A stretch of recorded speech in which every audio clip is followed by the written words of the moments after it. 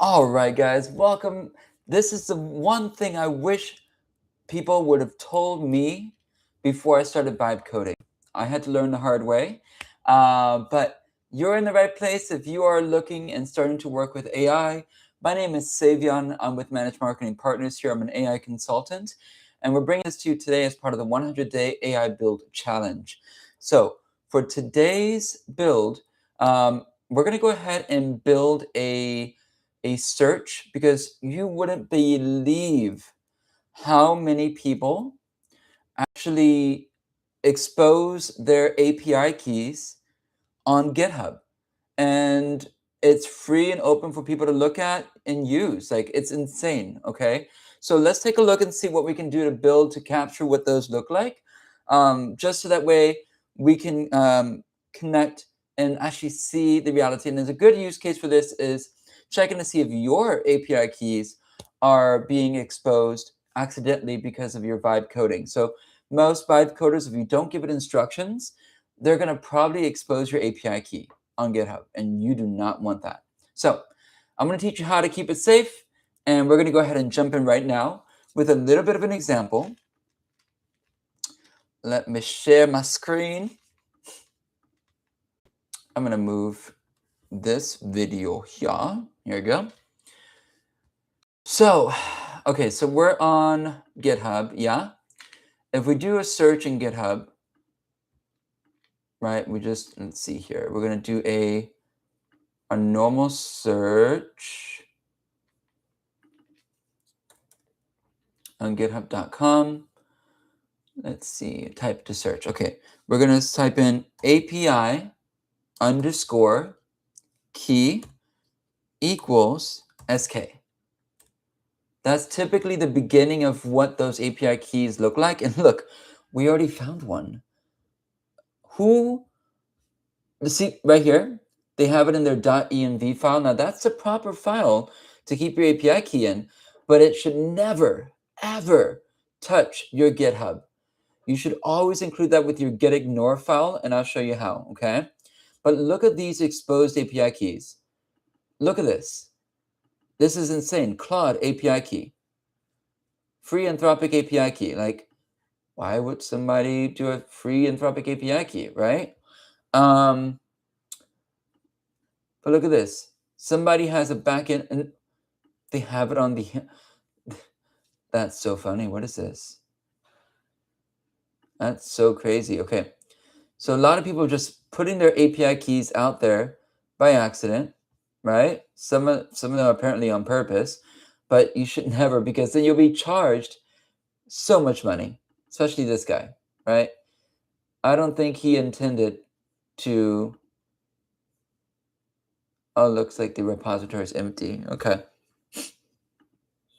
So this API key may not be live, but there's so many. There's so many. Let's keep going. Let's see. So developer API key. Look at this. API deck, API key, SK live. Like, we don't want any of this exposed. Like, this is insane, right? So let's go ahead and fix this. Let's go ahead and find, what we're going to do is build a tool that will be able to first scrape GitHub for this particular wording. It'll be able to find and segment API keys by the type of API key, whether it's Claude or OpenAI. Like, for example, if we did something like OpenAI, they always have the same kind of alignment, right? So OpenAI or Claude, or sorry, Anthropic underscore API will bring up stuff like that. So look, boom. Like, it's insane how many you can find here. It's really crazy. So let's go ahead and jump in. We're going to go ahead and start our build in a new folder here. I made a folder called Get Secret Finder. It's day 40 of the 100-day AI Build Challenge. And just to give you a little insight on how this works, every folder that I create actually has a few dependency files included already, right? We have our .env file, we have our Git, we have agents, we have deploy instructions, publish instructions, everything, right? A README file for the GitHub. So All of this is already included here. So let's go ahead and take a look and see what we can do. So I'm going to go ahead and talk on the mic right here. Hey, so today is day 40 of the 100-day AI Build Challenge. Don't do anything yet. We're just talking here. For today, I would like to focus on security. I noticed that a lot of people are not knowing how to securely keep their API keys safe when they're publishing their vibe-coded app on the web. So I wanted to build a tool that allows them to discover if their API keys are exposed, and also to be able to search GitHub in general for API keys that are exposed, categorize those API keys, whether they're from Claude or OpenAI or any other kind of source, and then have an option to be able to see if they target a particular repository, they can see and scan their repository or another repository to see if there's any API keys exposed there. If there are API keys exposed, discovered, I would love an educational tool aspect of this where it'll give them instructions on how to fix it so that way their API key can be secured. This is meant to be more of an educational tool so people can actually use it to be able to support their vibe coding growth and safety on the web. What do you think about this idea? Okay, so let me go through my framework real quick. If you haven't been here before, our framework is really, really awesome. It's called Cupid, right? Because you're going to fall in love with it. It's my little thing. So C is for consulting, right? So you're going to consult with your virtual assistant, your AI virtual assistant. That's what we're going to do right now. We're giving it some context. We're also telling it not to do anything yet because we're just talking. Otherwise, if you don't say that one little line, it'll actually just jump right into implementation, which is the third step in our framework. So we have consulting, planning. So planning is basically the contract between you and your AI virtual assistant, right? So that way you guys align and you approve. And then it goes into implementation where you just actually watch your virtual assistant build what you were looking at and worked on when you were consulting and planning, right? And also you can depend on that implementation because you know exactly what's being built, how it's being built, why it's being built, because you've already had that conversation with your virtual assistant. So it creates consistency and it creates reliability. Once you're done with the implementation phase, right, your app is built out. Of course, you're going to go back and forth, change some styling, update some functionality, whatever. You're going to jump into the deployment phase. Now, the deployment phase is where we get to see our app get presented in front of our users so everybody can use your amazing app that you just built, right?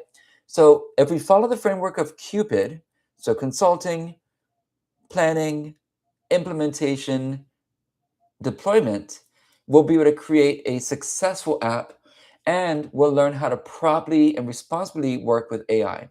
So here we go. We're going to jump in now. And this is, again, part of the 100-day AI Build Challenge. Today's day 40. And if you're just joining, we're building a security educational app that will allow people to actually see if their API keys that they're using in their vibe coding apps are being exposed to the web. So I just had a conversation real quick, just to kind of brief my virtual assistant. And we're going to go ahead and submit it right now to see what it thinks about the idea.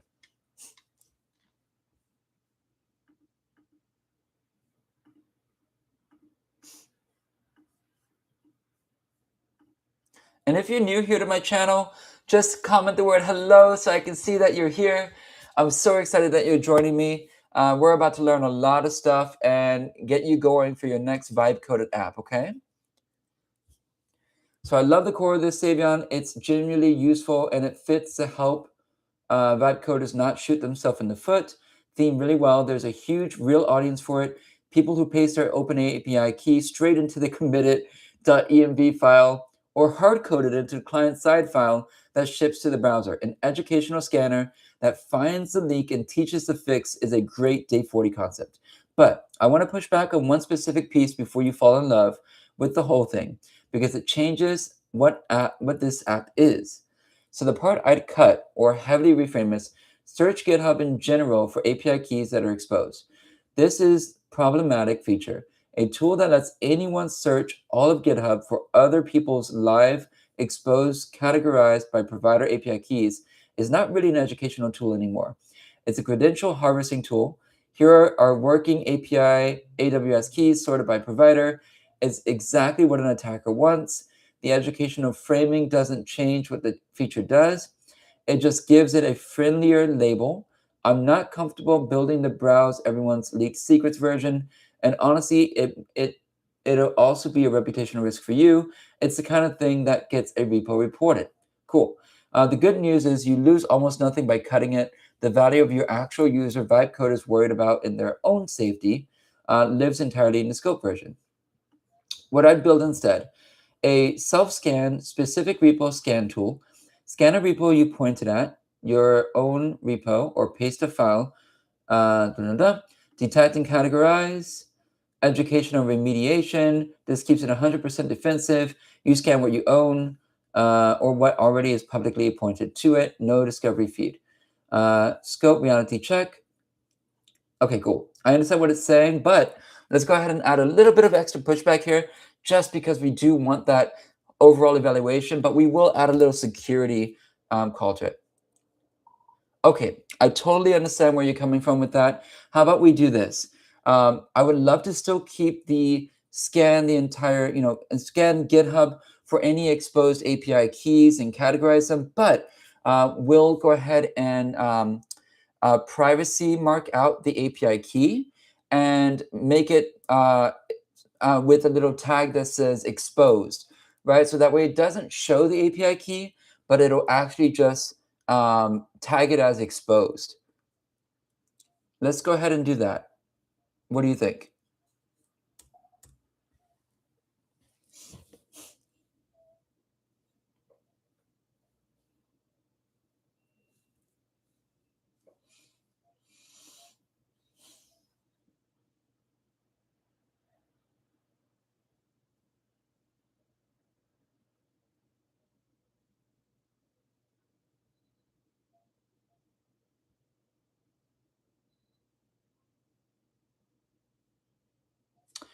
So if it's true with you, masking the key in the UI doesn't actually close the hole. I want to explain exactly why, so it's not just me being cautious. The harm was never that the key string is visible on your screen. The harm is aggregation and pointing. Think through what a result row has contained to be meaningful at all. Open, exposed, repo. That moment you expose which repo, which file, anyone can click through to that public file on GitHub and read the unmasked key themselves in 2 seconds. Your mask is cosmetic. You've still handed them a turn-by-turn map to live credential. If you don't show the repo file, the result is a key is exposed somewhere, which is useless to everyone. There's a deeper tell here to ask, what does a legitimate user do with this row? For their own repo, the answer is clear. Rotate the key, fix the file. For a stranger's leaked key, there's no legitimate action. They can't rotate it, can't fix it. Okay. I think what you actually want from the feature is a skilled and shock. Holy cow, this problem is everywhere. Don't be statistic. You can absolutely have that. Just show an aggregate anonymous stat instead of individual rows. OpenAI keys exposed publicly this week. 63 scan repos. A provider breakdown chart. A live-ish leak counter ticking up. That delivers the emotional punch. The wow, this is a massive problem education with 0 repo names, 0 file paths, 0 keys, and therefore 0 harvesting value. Nobody can abuse a bar chart and pairs perfectly with the C. So don't be one of those numbers. Scan your own repo. Okay, great. I like that idea. I do love that idea. That's really great. I was going to think about that next. If we can categorize the exposed repos by provider and just have a count. Hey, for example, there's 1,200 API keys exposed on Claude this week, or Superbase or Google, right? So yeah, we'd have that provider breakdown chart and just have it set up so it's like a true to life, real scan understanding of what's actually out there, and then allow them to be able to scan their repo and see if there's any actual keys exposed on their side. And if there are any discovered, then we'll have a remediation education to teach them how to actually fix that. What do you think about that?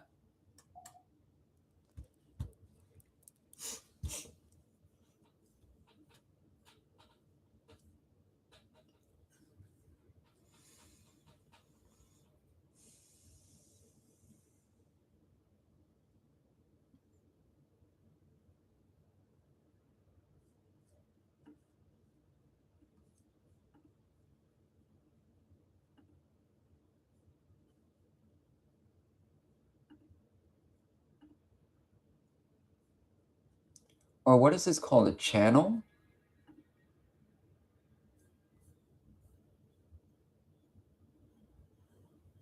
Okay. Where should the dashboard's exposed key by provider number come from? They need to be real credible. Published research. See the chart from real, citable, our own scans live. The stats reflect what this tool's users actually have scanned of repos scanned here, broken down per provider.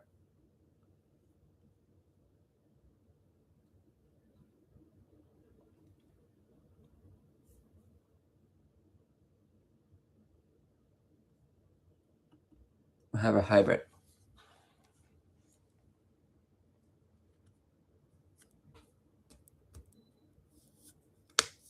You see how it's asking me questions and things like that, right? So we're going to make sure we say, before we go into implementation, I want to make sure we continue and finish out our idea iteration, and then we'll jump into planning. What other things can we make sure we connect with this so that way it's a better, more utilized app? I do have Superbase connected, and I do have Google Auth connected as well. So what would be the best way to check, not check, but make sure that we have features on this app that'll be beneficial to our users? And is there any way we can actually do a scan of not just the repo, but the actual, I don't know what it's called, the channel that holds all the repositories?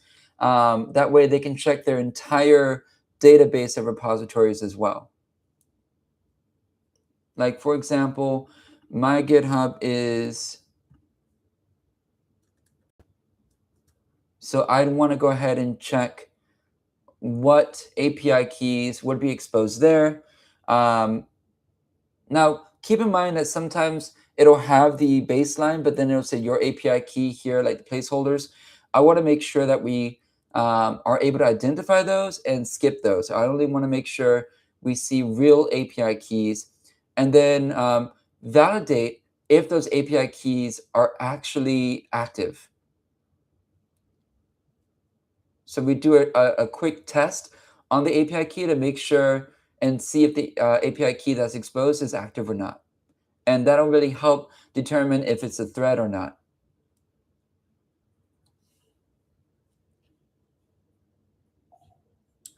All right, so.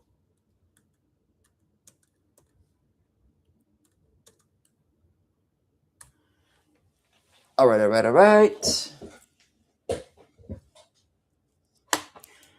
So not only are we going to be scanning to see if API keys are exposed, but we're also going to check to see, we're going to do a little test to see if that API key is actually active as well.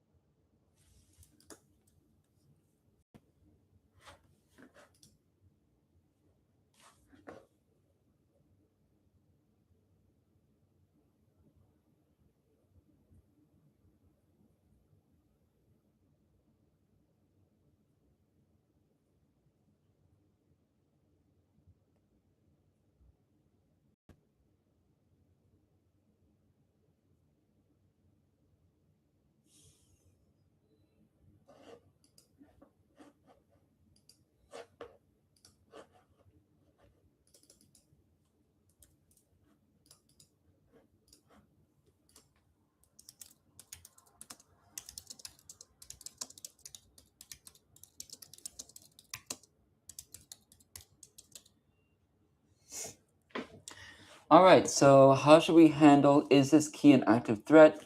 Given that live testing a found key means using someone's credential.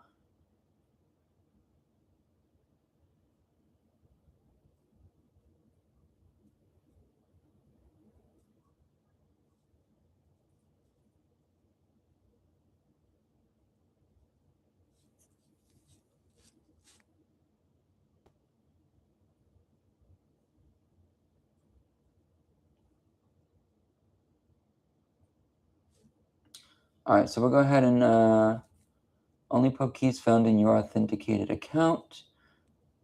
It's risky. An exposed key should be rotated regardless of likeliness. That's only provider validation code.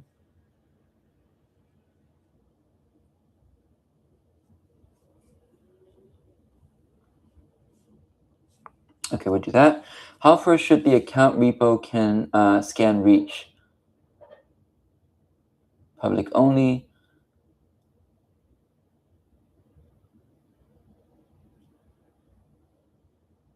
Okay, we'll do that. Which extra features make the version 1 cut? Beyond dashboard, scan, and remediation. Security grade. GitHub scanning. Remediation checklist.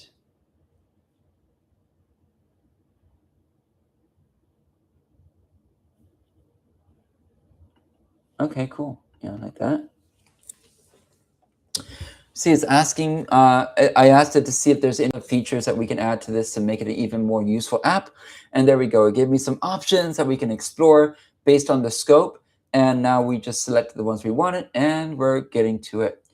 Actually, apparently Claude now has a browser. Claude can browse, click, and screenshot to get things done for you on any site or your own app. That's pretty dope. All right. And what is this? Diff. Okay, so that's diff for GitHub. Yeah.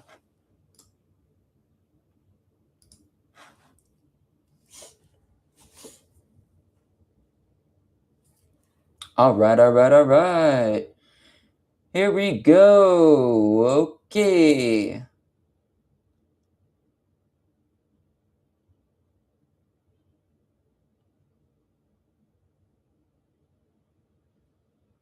Okay,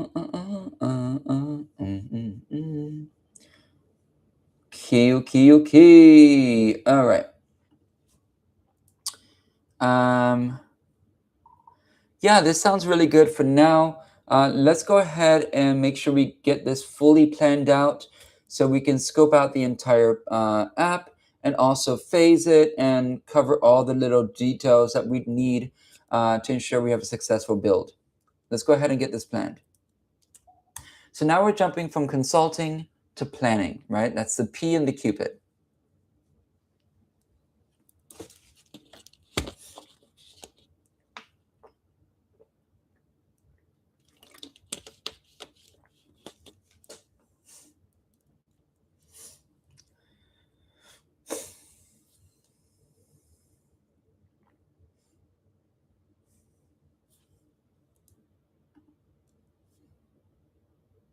So now it's checking the existing shell, which is the project folder, to ensure that everything is wired correctly. We have all the dependencies that we need. It knows what kind of technology we're working with, which is Next.js, React, right? Some modern web technology, along with super-based credentials, Google Auth, wiring, so everything that's going to help us get this connected properly. So we're not caught off guard when it's built and say, oh, wait, we need this. And then we have to refactor everything. We don't want that.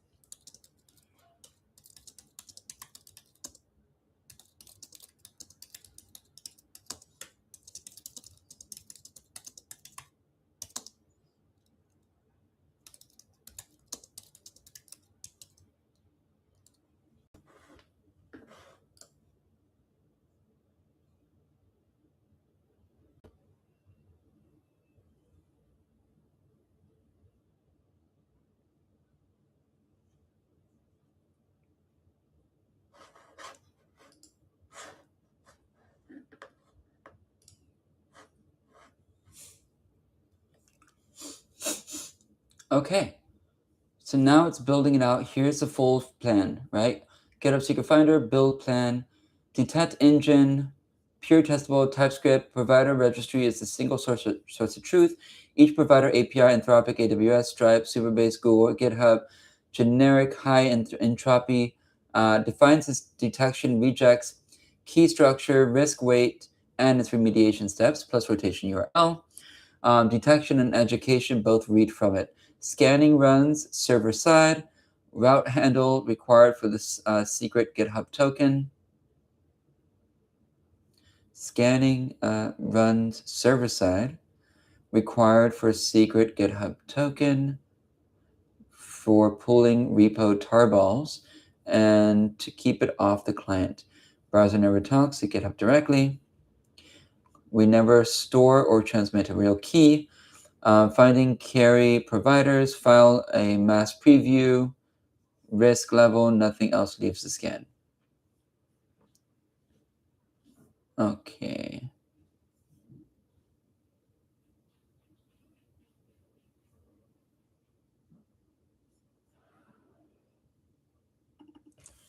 I'm going to say, for the chart library, I'd actually prefer you to use chart.js. That's actually a JavaScript library that I'm familiar with.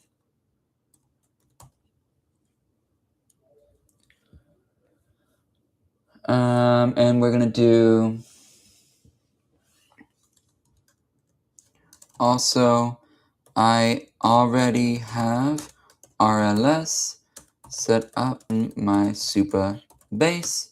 So security is taken care of there. Let me know if you need other things from me that are not already in the .env file.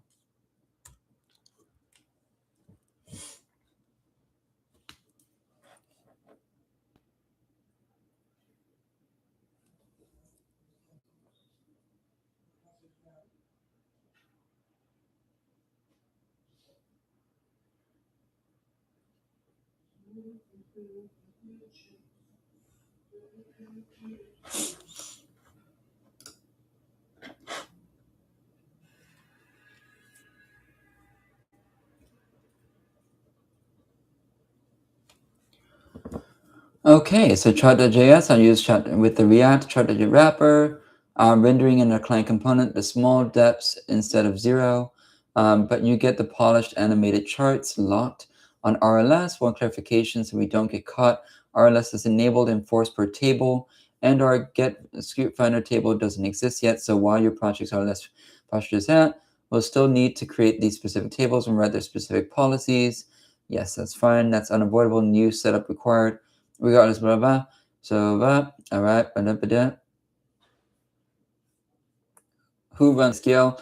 I write and apply. Yep.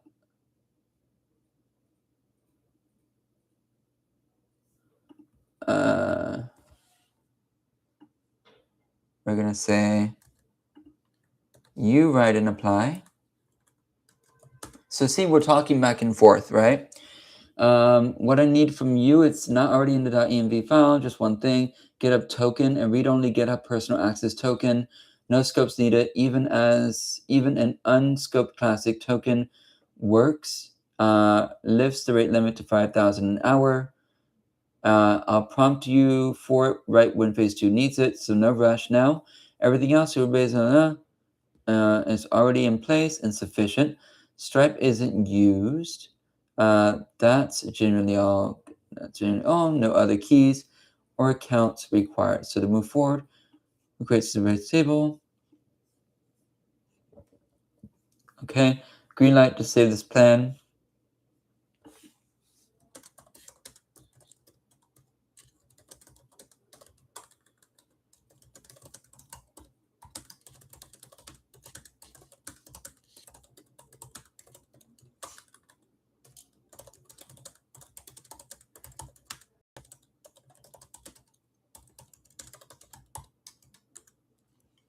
And I'm just asking, will everybody just be using my personal access token?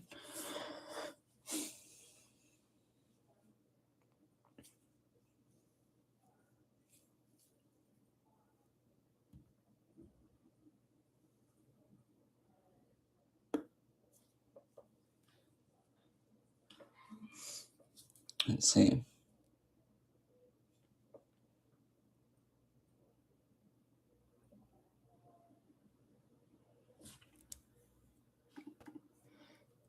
Keep in mind that we're also going to be deploying this on the web through Versal. So this will be a live app.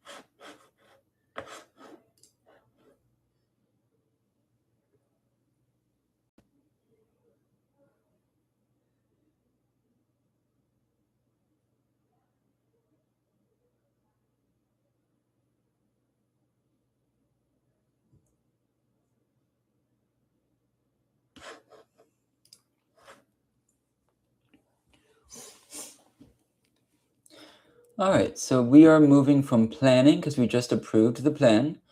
And all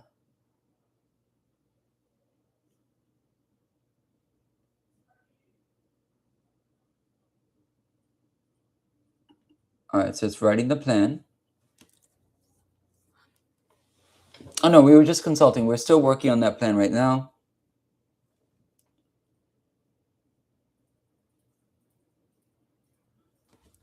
Okay.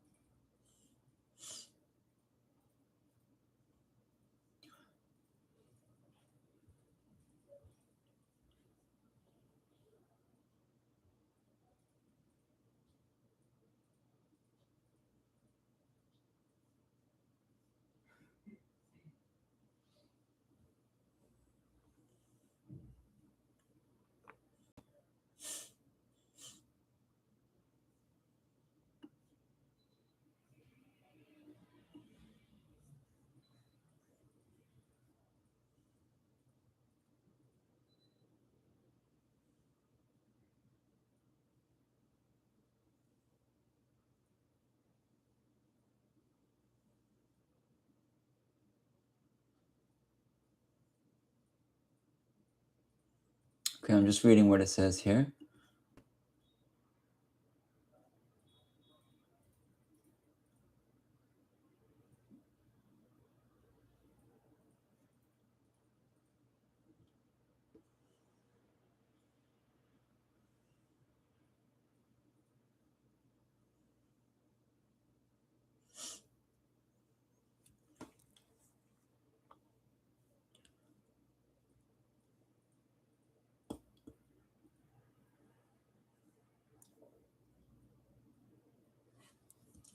Okay, cool.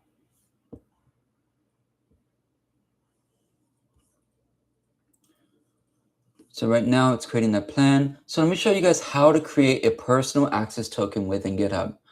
So to be able to do this and be able to actually use your GitHub through like Claude or something like that, you can do two things. You can install the GH CLI, which is through Terminal, or you can and you can also use for identity purposes as well, your GitHub account, right? So you can scroll down to the bottom here, where say developer settings, right? Personal access tokens and token. I don't have any right now, so we're going to create a new token. We're going to use classic, right? Let's see.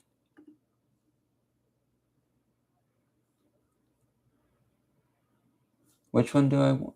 I'm going to find out which one I want to use. Which one is it asking me? So I've always used the classic one, but let's see what it wants me to use.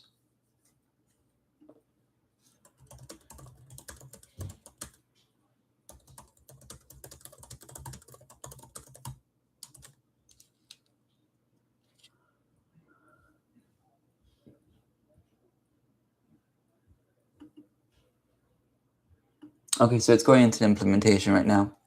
So it's we already passed the planning. We did all the planning here, right? An iteration back and forth on the planning, refinement, and we approved it. And now we're actually going towards creating that app right now. All right.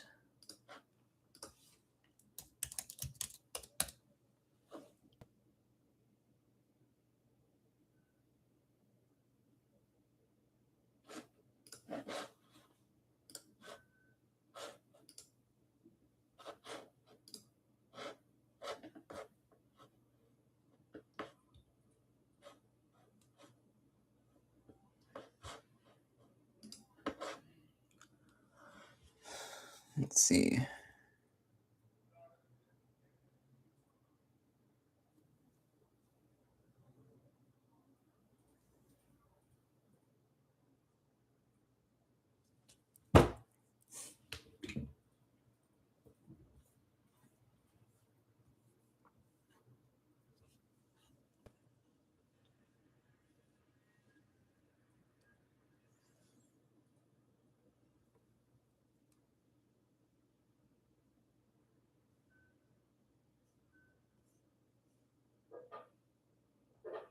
Just reading through here.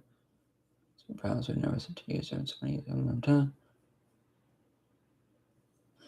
Make it a fine-grained token with no account repo permissions. Public repositories read only, or just used an unscoped classic token. It can then only read data that's already public to the entire internet. It can't touch your repos, can't touch anything. Whereas Vault doesn't exist what an anonymous user could do just faster.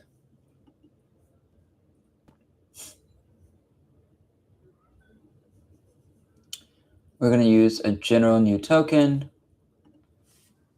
I think I got the answer to what I wanted to ask there, so that's fine. And I think it knows that it's going to be on the web app, but it's good to pop it in there. All right, so I need to grab my phone and open up my GitHub Muffle app. Oy, here we go.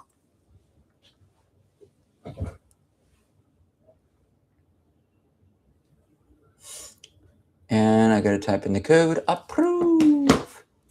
Approve. Okay, we're going to call this git scan secret. Or we should call it the name of our app, which is Secret Finder.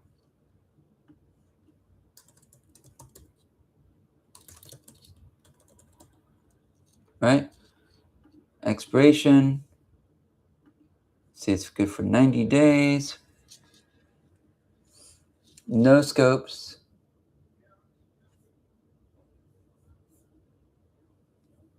Right?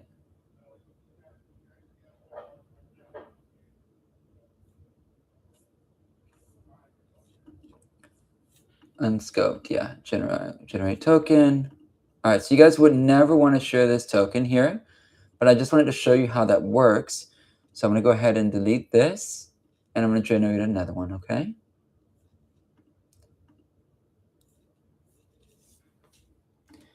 Get Secret Finder. I'm going to move this over so that way I can keep my secret safe. You guys should always keep your secret safe.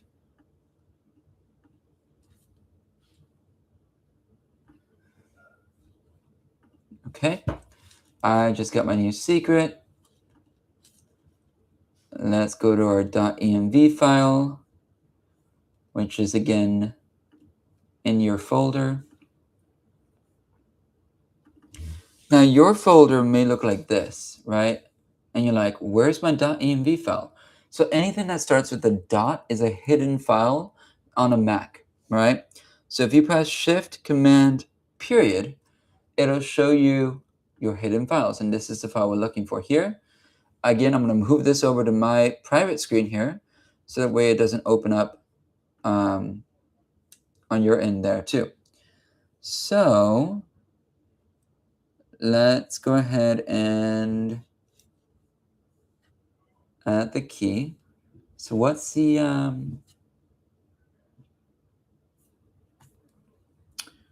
what is the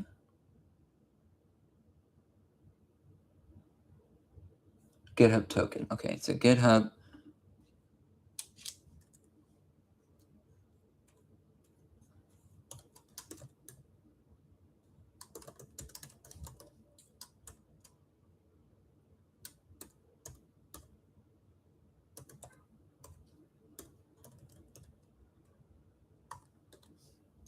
All right, so I'm saving this here as GitHub token, save, and we're gonna close that. All right, we are good to go there. So now, see how we came up with the name there? It gave it to us. Now we're gonna just let it do its thing. It's gonna recognize that the GitHub token is there already, and then we'll be able to go ahead and get this actually working, and we'll be able to test our repos.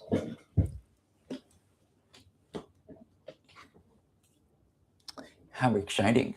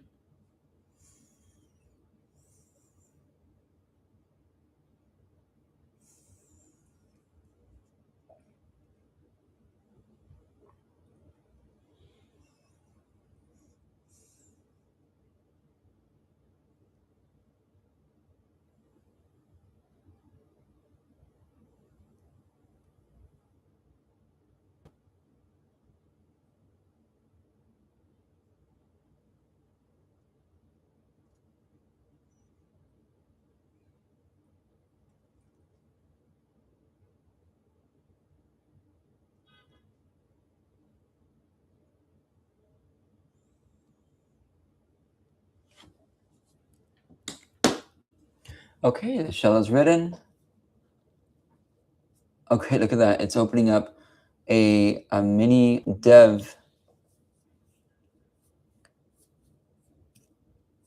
with the Google Auth login, which is awesome.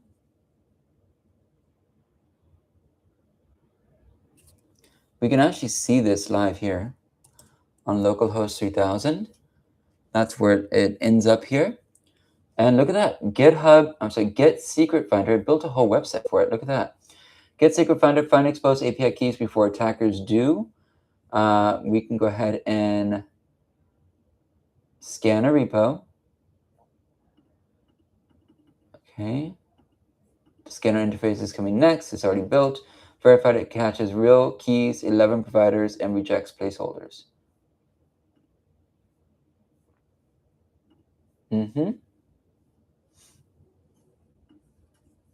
Look, it built a whole website here. Don't be a statistic. Great. And it's going to put the statistics there too. It's going to actually grab from those sources, and it'll tell you how many were exposed. So from GitHub Guardian.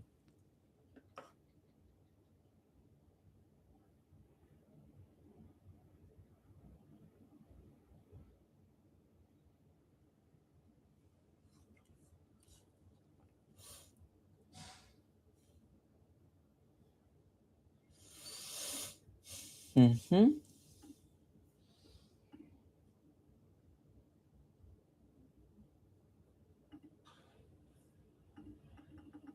Okay, everything's starting to work here.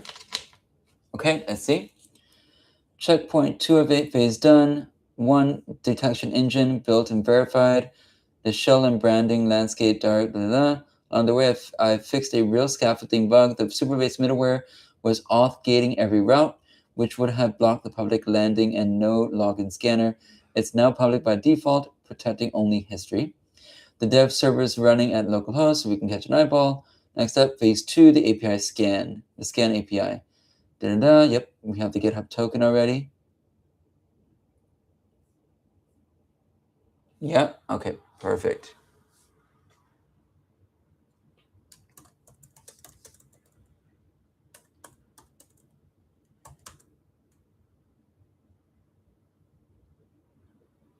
Good to proceed. And yes, please update Claude. So ClaudeMD, if you're unfamiliar with that, is basically your second brain when working with Claude.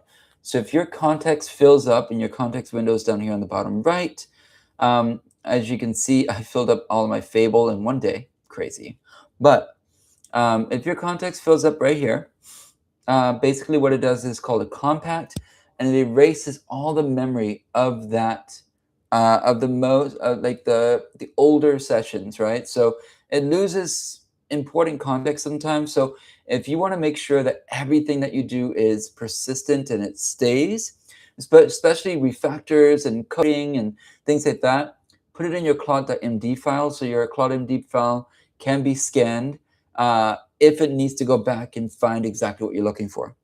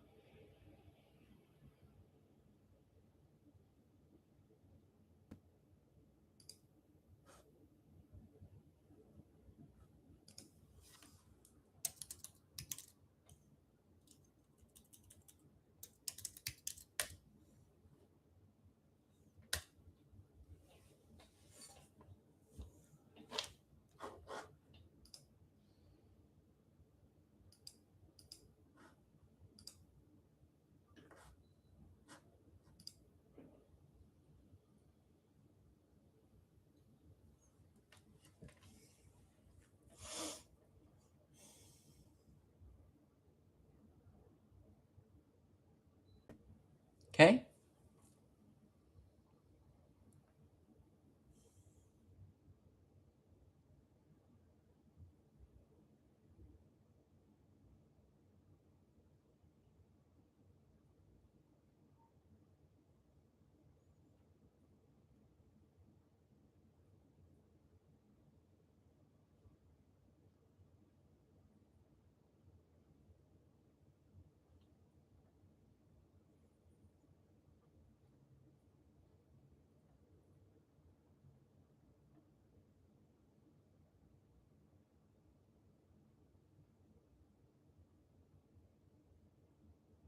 All right.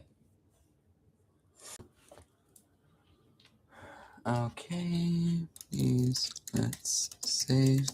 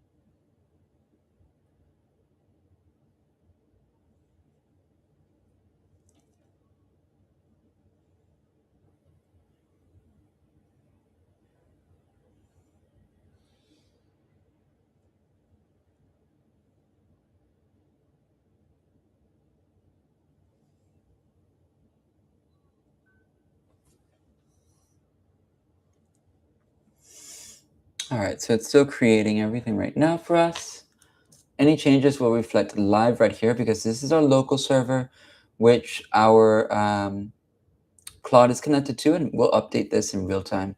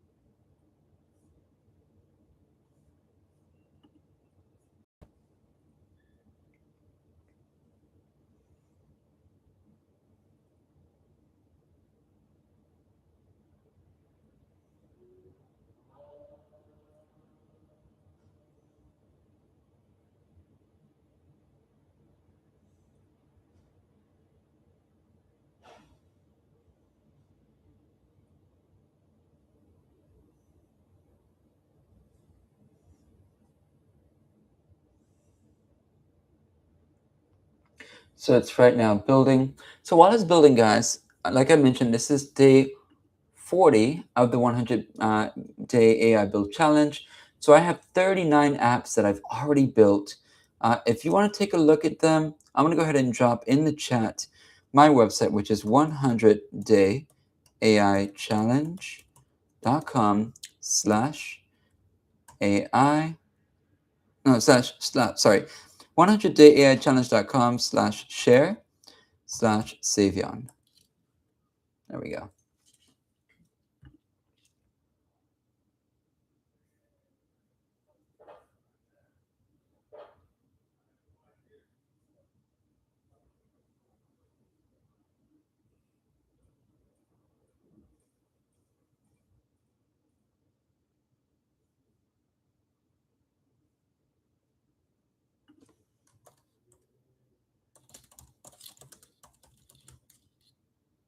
I've already added the GitHub token. Please continue.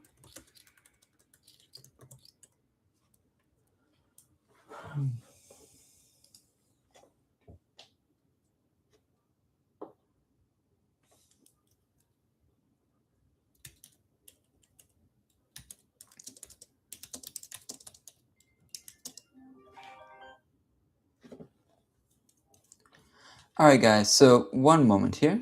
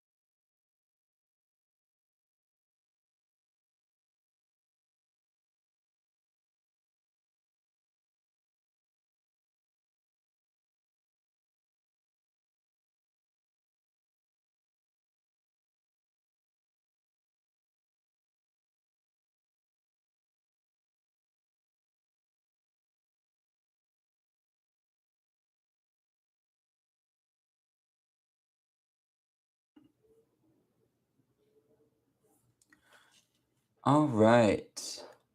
So you can see it's building here. You added the token. Let me pick it up. Next.js only needs to read that startup, so I'll confirm it's present. Name only and restart the dev server. Restart it with the token loaded, testing repo mode end to end in a small public repo. Should scan cleanly, grade A. Repo mode works end to end with the token. Now the real test you asked for, the scanning your own Frame account, enumerated repos, and scan each. I'll summarize rather than dump everything. Fstring / quirk. Let me capture to a file and parse cleanly. Account mode works end to end. Scan 10 of your 41 repos, capped at the 10 most recent for time budget. 318 files, grade A, 0 findings. Yes. Your build and public repos are clean, which means the .env.local/git ignore discipline from the challenge tooling is doing its job. Just as important, 0 false positive across 318 real files, which is the real test of placeholder filtering. Phase 2 is fully verified, marking it done, and we're rolling into phase 3. Yeah, grade A, let's go, let's go. So now if we go to history, not yet, I guess, not yet. Oh, look at that, we have a new one. So we could paste the code, we can paste the public repo, or we can paste the GitHub account. Look at that, guys, here we go. Now we can actually do some real stuff here. And hopefully this will be helpful for a lot of people, just as a pass to ensure that their scanning is correct. That their GitHub accounts are good to go.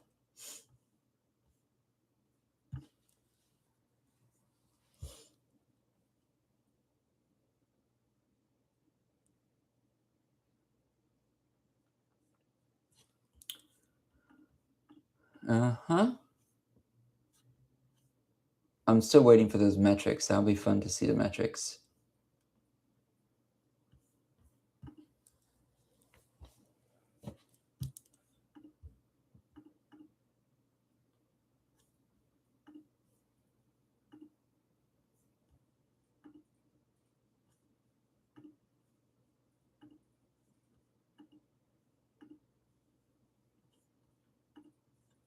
Okay, that's one thing I would fix.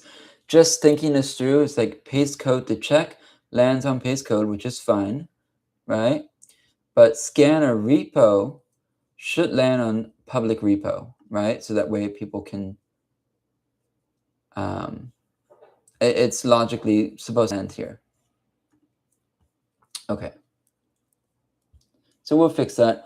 It'll be part of the iteration after the implementation initially, the draft, and we'll just fine tune things to make sure it works properly. Now, if it did promise one thing like the statistics, right, and it doesn't show up, then we'll ask, hey, what happened to the statistics, right?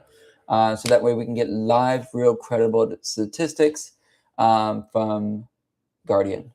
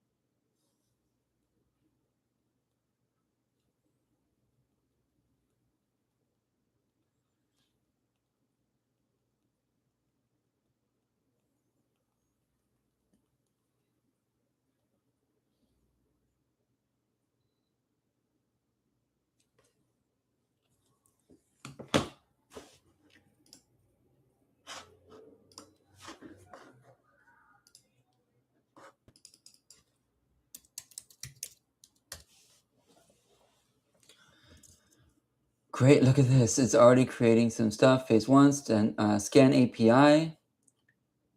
And phase 3 is scan UI, full flow is complete. You can scan a snippet repo per our agreement. I'll create scans via the Superbase MCP. Yep. Okay, key safety properties. The aggregate table stores no keys and no repo names. It has no select policy.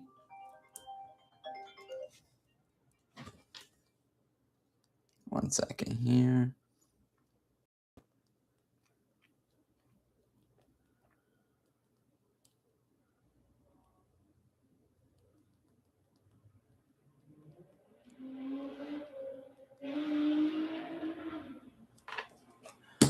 All right, approve this migration and apply MCP. Yes. Perfect. Thanks. All right, so now we should be able to technically go like this. We have our GitHub. We're going to scan our entire code base here. We're going to scan a repo. We're going to scan a GitHub account. And we're going to just click scan. It's scanning. Now, one thing I'm noticing that I might want is actually a little animation that kind of entertains the mind as it's actually doing the scan, right? So this scan could take a little bit of time. So, okay, cool. And it did it. Look at that, guys. Look at that. All right, so grade A, no exposed secrets, still in frame, 318 files scanned, scanned the 10 most recent updated of the 41 repos, no real API keys, keep secrets and environment variables out of the committed files, and remember, a key only counts as safe if it was never public in the first place. Perfect. Look at grade A, baby. Grade A. Hey.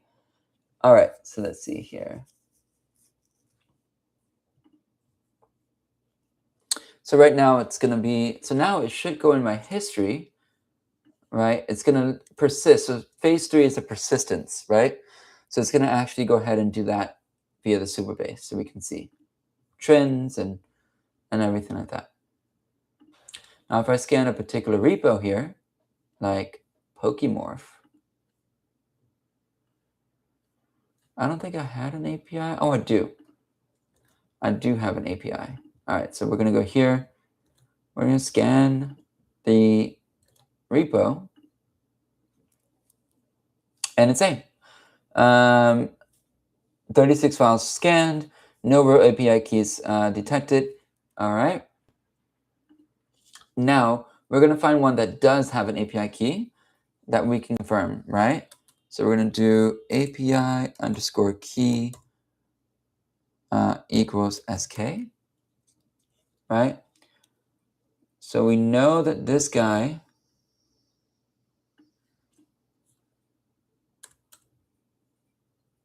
has this.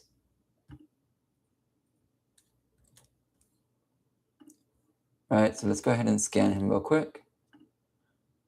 Couldn't read that as a GitHub repo. Try typing owner. Oh, this is a GitHub account.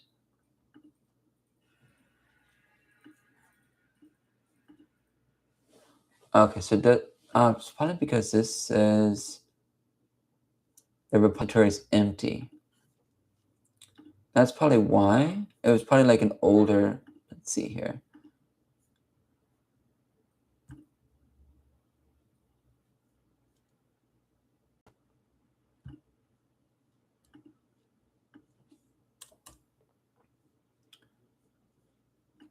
Let's see what we're cooking up here. D, one exposed secret found. So Nakura, README, Markdown, line 2. And right, it's a high OpenAI key, right? And then we're going to say how to fix this. Revoke this key at platform OpenAI and create a replacement. Set a usage limit, budget alert in case it was used while public, and read the new key from an environment variable. Never expose it server side. And it's going to take you straight to the platform right here. Beautiful. So it really helps them understand how this works. Let's see. Okay. I think I want to be a little bit more educational here.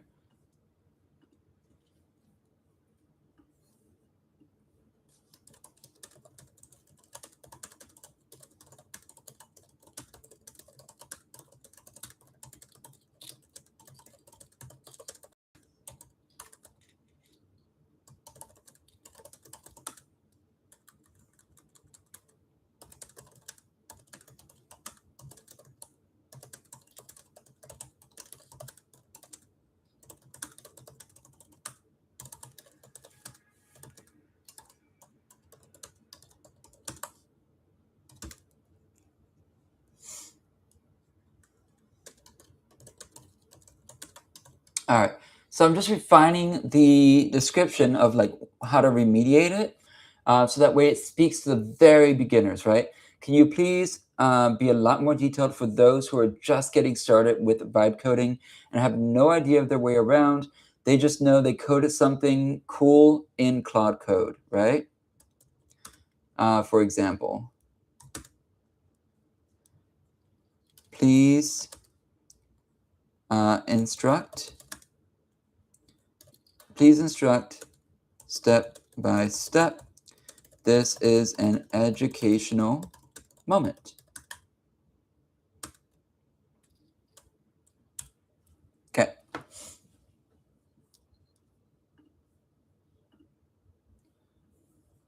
We have our scions.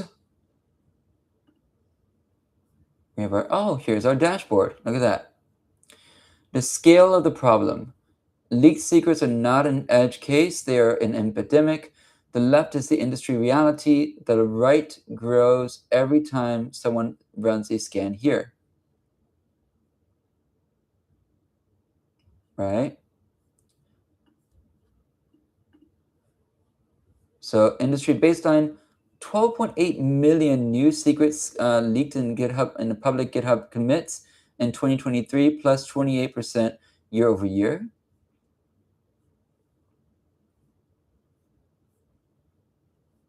That's wild, isn't it?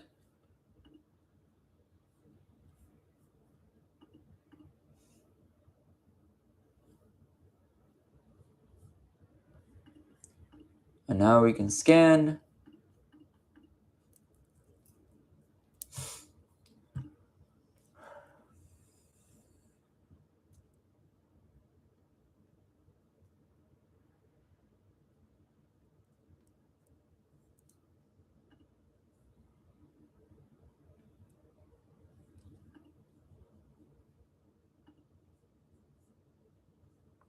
There you go. So now you can see it. This is the browser.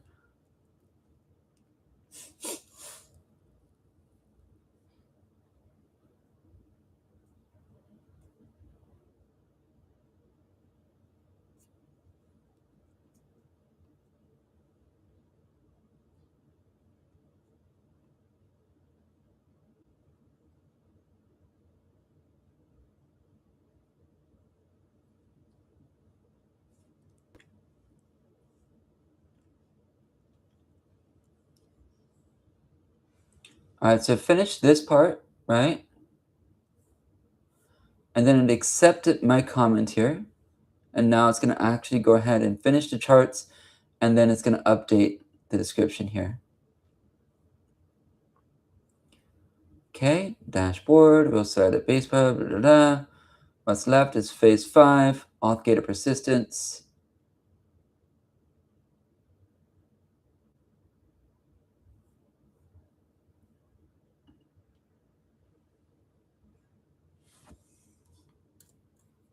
So one thing we can do, if we do not want Claude to continue to ask us, hey, are we good to go into the next phase and whatnot, we can set what's called a goal. So it's one of the shortcuts. So we say /goal, complete the app end to end, and smoke test.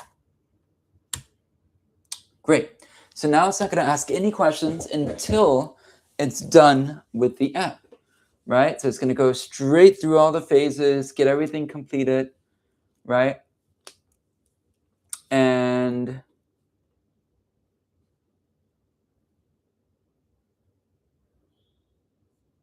let's see here. Oh, what if I sign out? I don't want to sign out while it's still loading that, so let's wait.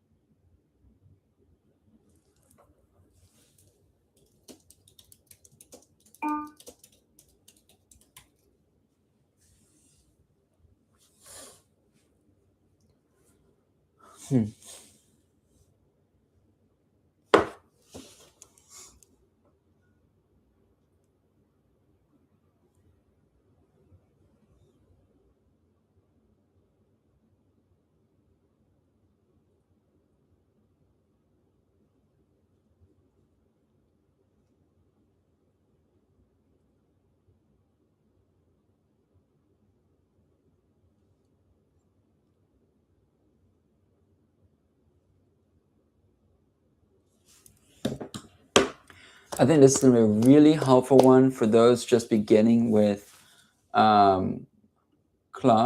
Sorry, with Claude or OpenAI, just jumping into the vibe coding world, because wow, this is a lot of stuff, right? So when they're not logged in, they'll be able to read about it, right? Scan a repo, they'll be able to do the scans. So let's go ahead and scan our GitHub account.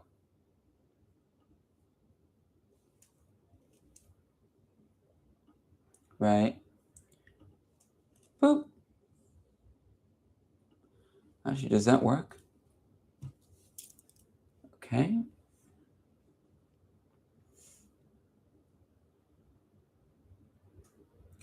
Great, no exposed secrets found. Perfect. All right.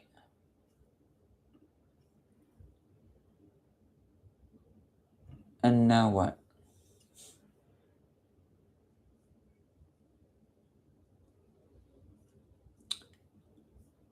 You know what? I'd like to see.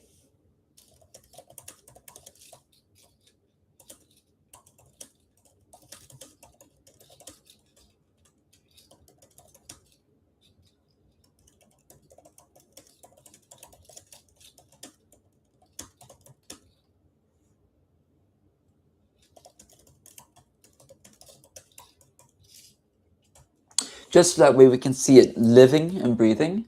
We can say, I'd love to see how many scans were done on the app. And what I'm going to do is just paste that goal again down here.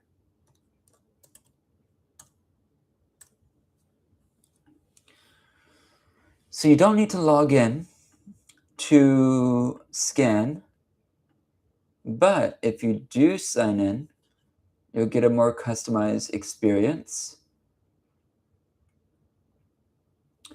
where you can actually see history of your scans. So if I go back in here again and I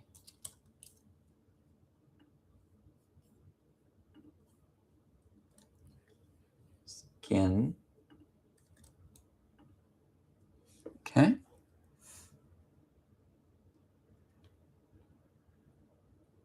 This technically should save the history. We already know I'm an A. Now if we go to history,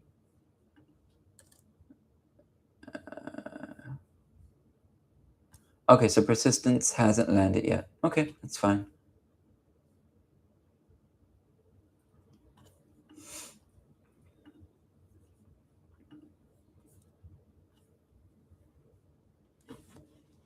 All right, so let's take a look. So we're see open underscore OpenAI underscore API underscore key equals SK.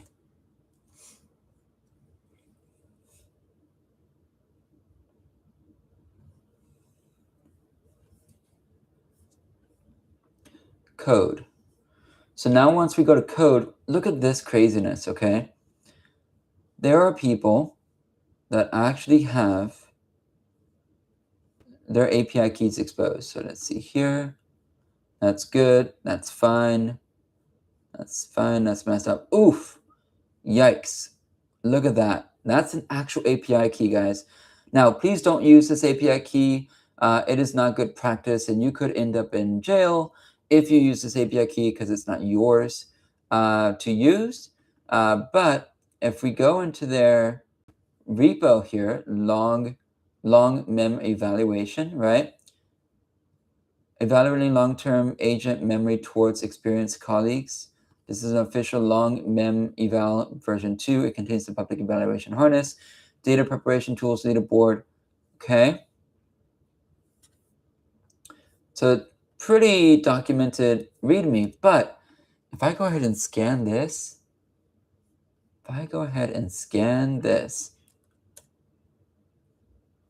right? We're going to scan this in our tool now. We're going to scan this repo. Okay, so it's still working on stuff right now. Okay, there we go. Uh-oh.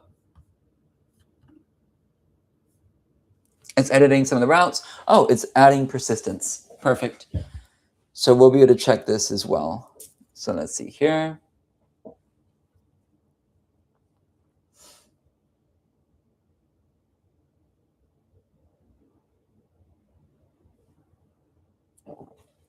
Okay, so it's just updating the code right now.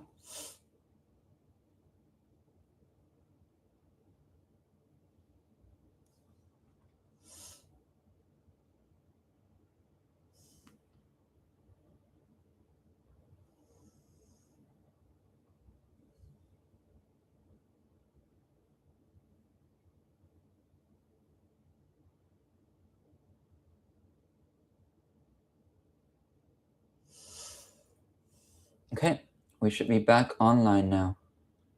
All right, so we go to public repo, scan that, and this should show up with a error saying that there is a key in there. It's a pretty big repo, I guess.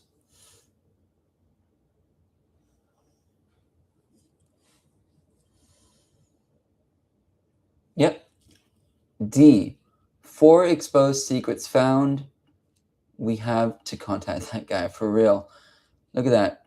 OpenAI keys are exposed on note.md line 3, line 17, 18, and 25, right? And then what this is and how to fix it. An OpenAI key is a paid password for the OpenAI API. Every request is billed to your account. Anyone who finds it can run up your OpenAI bill until you hit your spending limit.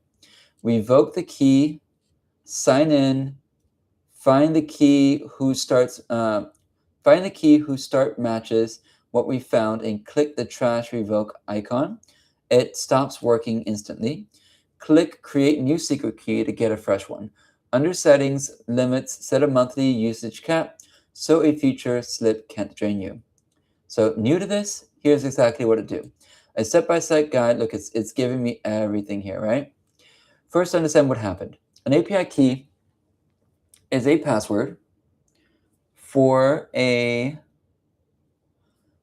paid service like OpenAI or AWS. It ended up in a file you pushed to GitHub, where anyone can read it, and automated bots can scan every public commit within seconds. So assume it's already being copied. The good news, the instant you revoke a key, the leaked copy becomes useless. Revoking is what actually protects you. So do that first. Step 1, revoke every key found above. For each finding key above, click rotate this key and follow the steps to delete the exposed key and create a new one. Step 2, put the new key in a .env file, not in your code. Never paste the key directly into your code. Instead, create a file named .env.local at the top level of your project and put that key there, one per file, one per line. Then read it from your code with process.env. The key stays out of the files you share, right? Boom. In your code, use it like this. Constant API key, process.env, OpenAI key, right? Ask Claude Code, move my API key out of the code and into a .env local file and read it from the process.env. Step 3, tell Git to never commit that file. Add your env file to Git ignore. This is a list of files Git should ignore so your key can't be pushed to a GitHub again by accident, right? So it tells you what to do. Ask Claude, add .dmv and .env local to my GitHub git ignore. Step 4, optional, scrub it from old commits.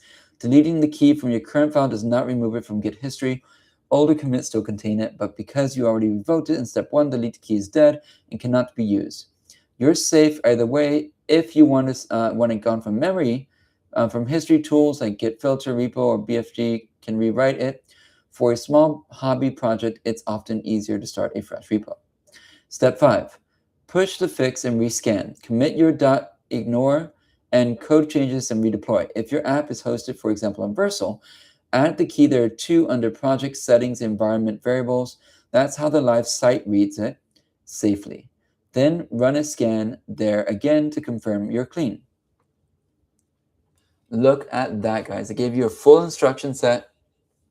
I ranked your current repo and it graded you. That's awesome. Cool. So we know it's working right now. That's incredible. Okay, persistence can be in now. It says no scans yet.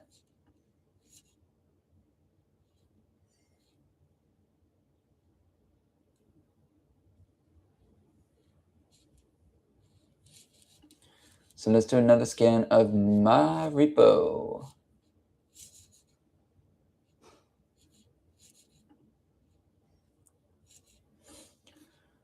So I have a bunch of stuff here. So let's go to all right.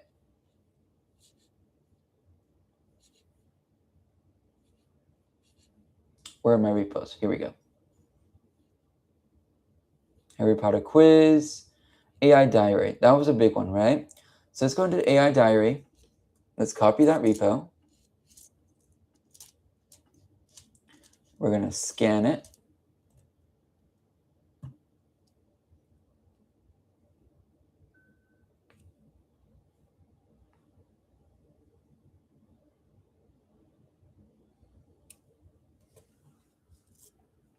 And it's an A. No exposed secrets found.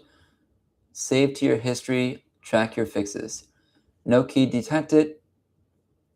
Oh, it's saved to your history. That's perfect. So now if we go to history, we'll see it here. And we can delete ones in our history. We can see the scan, 34 files, clean. This is a really cool app. And you can use it without logging in too, which is really amazing. I'm curious how many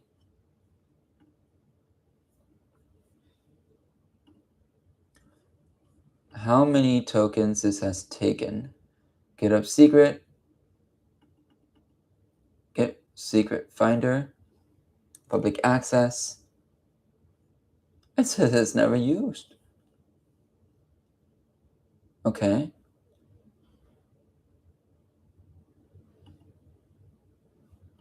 GitHub API, yeah. Look, we have a whole REST API we can set up. We could play around with some GitHub stuff too, which is awesome.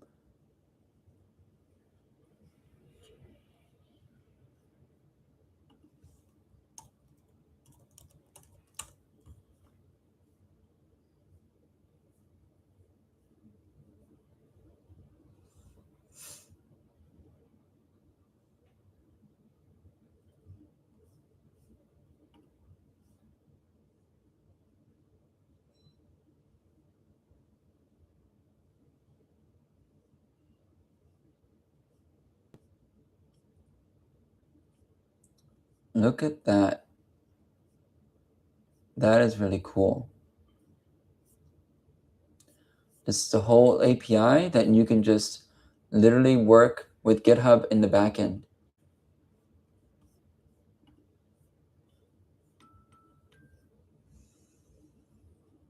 Phase 5 is in. Let me type check the whole thing. All right, so it's type checking.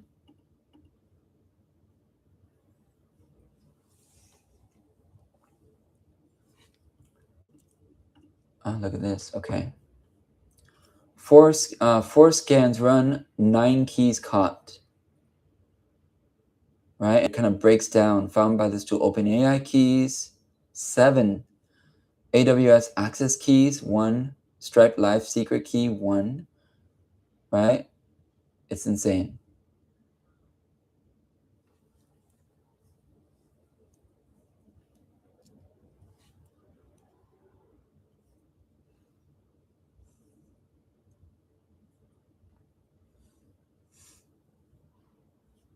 I think I might want to make this bigger and just make it like a carousel, right? That has like fades on the side just for aesthetics, right? Educational secret scanner for Vibe coders. Oh, this is going to be really cool. Really, really cool. Imagine I scan it, scan myself.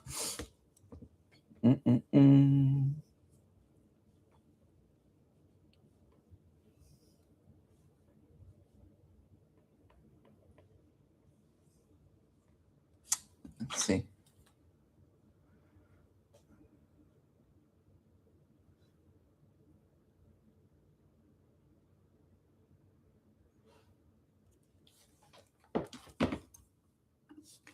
Currently,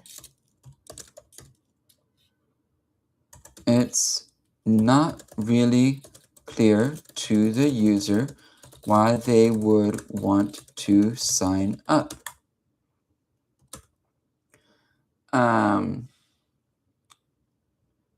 If they are already scanning for free with no login, what would motivate them to create an account? We need to have that selling point so we can start getting registered users.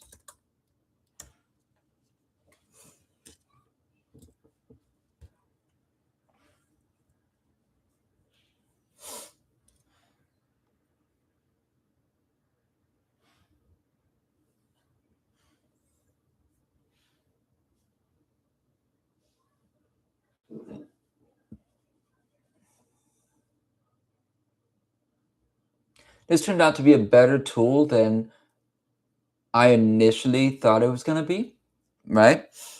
This is a way better scope than scanning every general GitHub, right? Because that's not really helpful.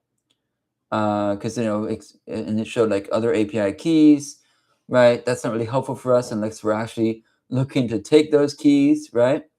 But now it's morphed as a helpful tool. Also, please let's add a privacy and terms of use policy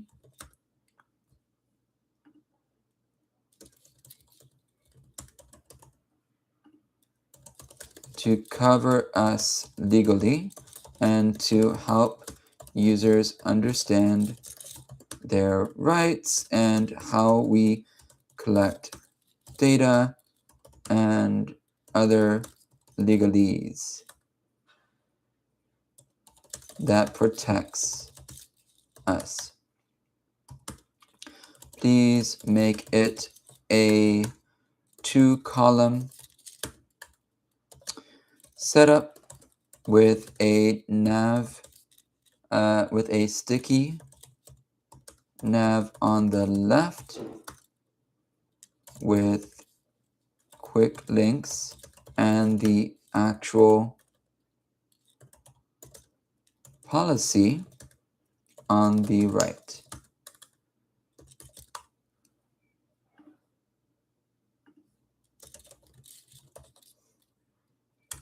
All right, so that will cover us as well. We need to have a privacy and a terms of use policy, so that way it covers us as well, right?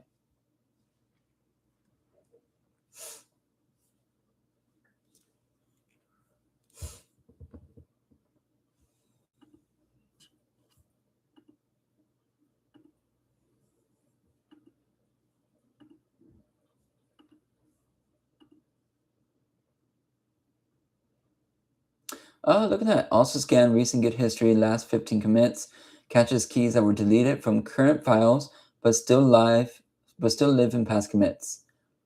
That's brilliant. And this is just scanning the whole account. That is really cool.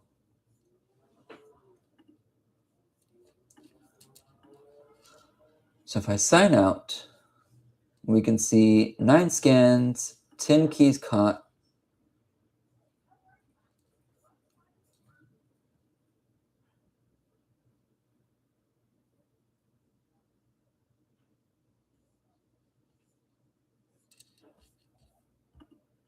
Okay, how far should we go on the signup hook right now? Surface the existing value, add a Y signup section, plus post scan conversion card pitching, saved history, grade over time. and the persistent fix checklist. Fast, honest, uses what's actually built. No backend, no new backend. Also build monitoring at the real hook. Save repos to a watch list. Auto rescan on schedule and email alerts when a new key leaks. Strongest conversion driver, but needs scheduling plus email meaningfully more work. Surface now, monitoring next. Do the conversion UX now to start converting, then build a monitoring as a dedicated follow-up. Sequences the work so you get sign up sooner.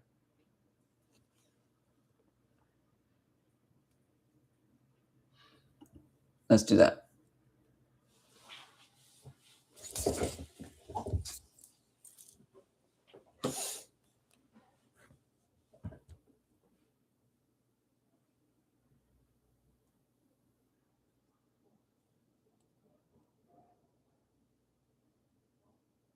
Okay.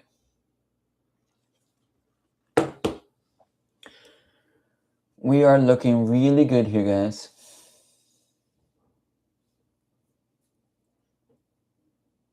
I think this is pretty helpful, actually.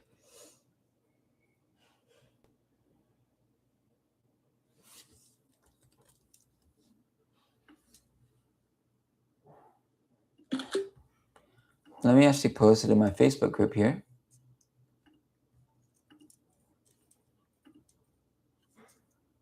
Let's see.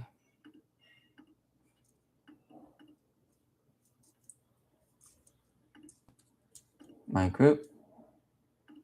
Let's go ahead and post that image that we just screenshotted. Recents.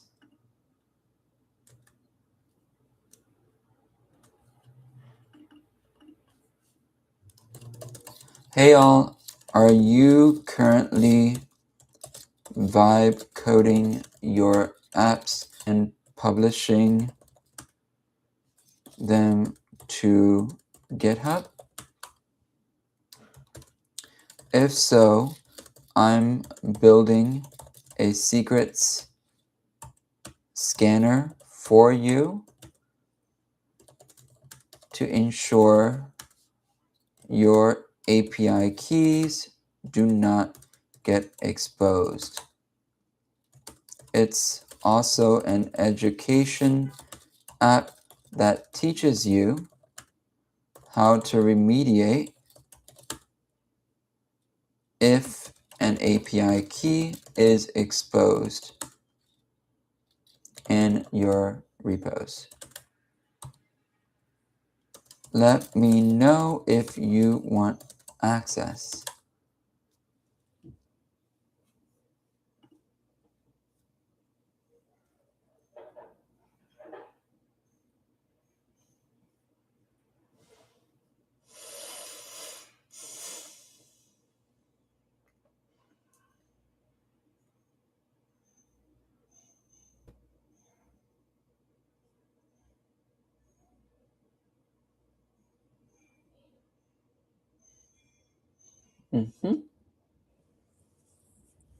That's pretty dope.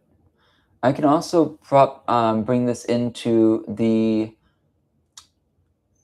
oh, look at this. Vibe Coding is Live. This is a really good app to actually post that in too, so we can get some users.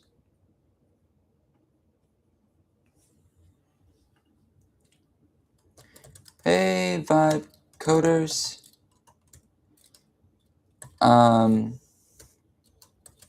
I created an app that will help our community stay safe.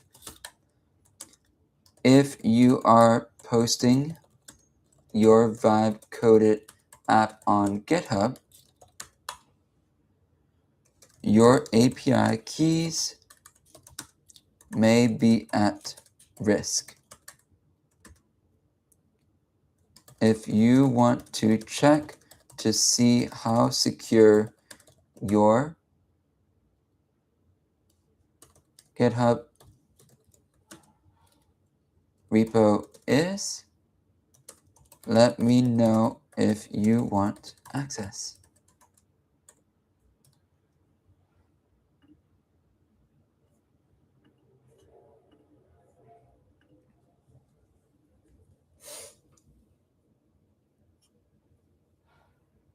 Okay, so I just posted it in a very prevalent group with 308,000 members.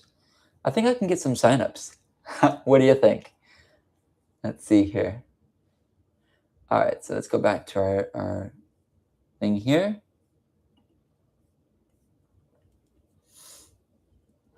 So it's testing it out. It's smoke testing it for us.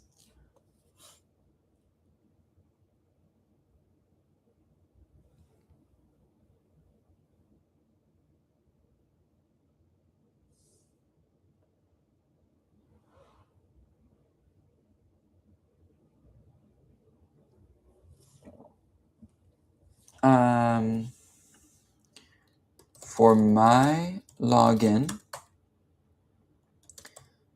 I'd love to build in some telemetry. So telemetry is the heartbeat of the app, right? So we're getting really nerdy here. So I'd love to build in some telemetry. Here I will be able to see all scan activity. How many I will be able to see how many scans we have by day, week, month, year, or custom date range.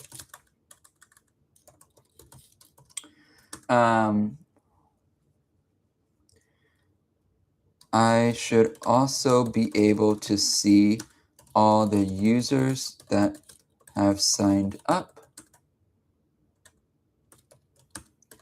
and be able to control access,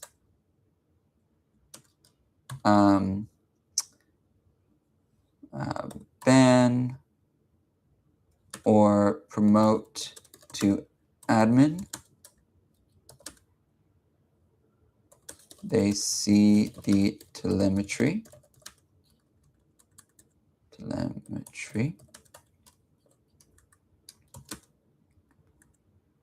And can ban other users other than other admins. And any other telemetry use cases you think would be helpful for me to determine impact of this product and possibly scale this to a paid product.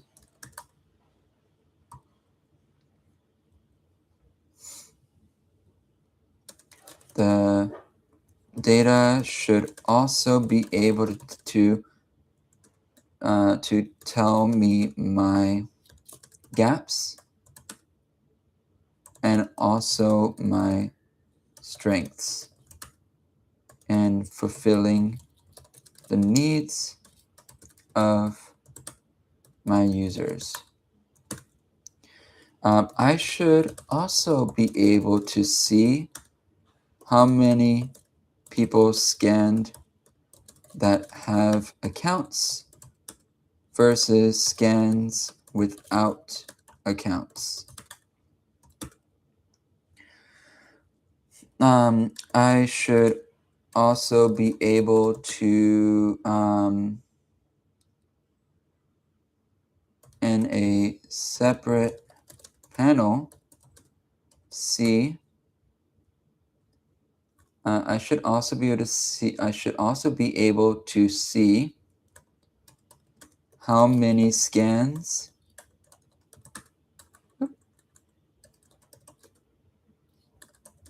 each user does.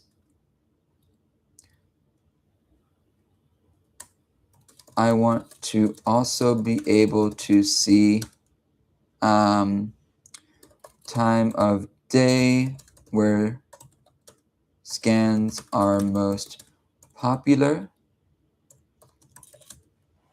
in a line graph chart, and any other charts you think would help me and my team get the full heartbeat picture of the app. Please also make sure to take this into account with the privacy and terms of use copy.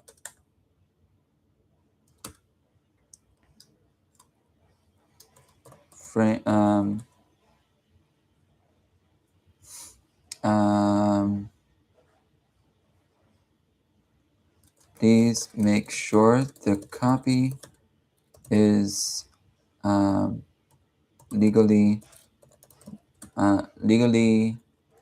sound and can hold up in court. The point of these is to protect my users and myself, and protect the app and its developers. Okay.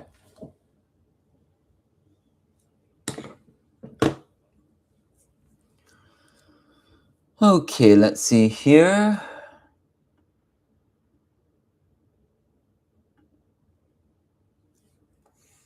It's still working a lot right now.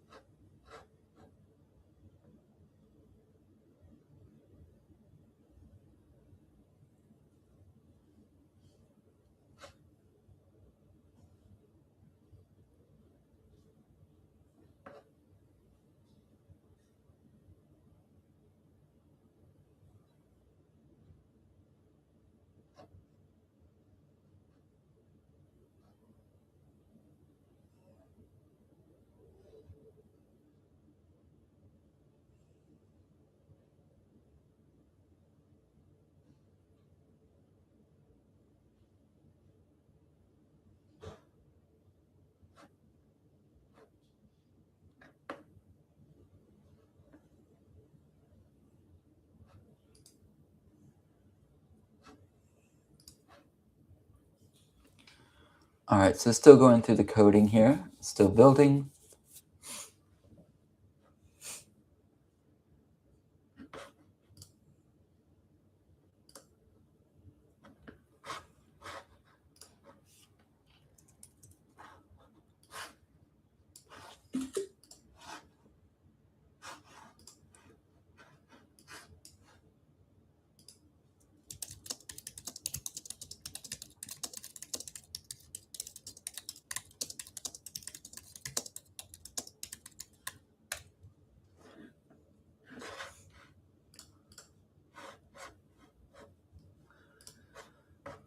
Okay.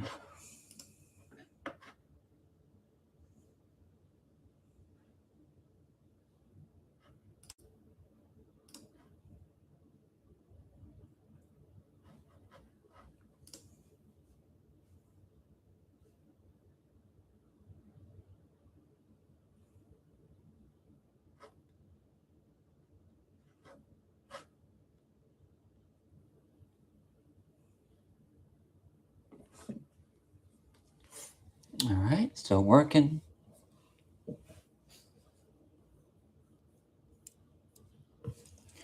Look at that, but it's all at the bottom here. Don't lose this. Save it to a free account, scan it in a snapshot. Account turns it into ongoing protection.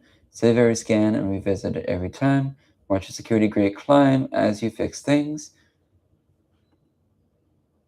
Okay.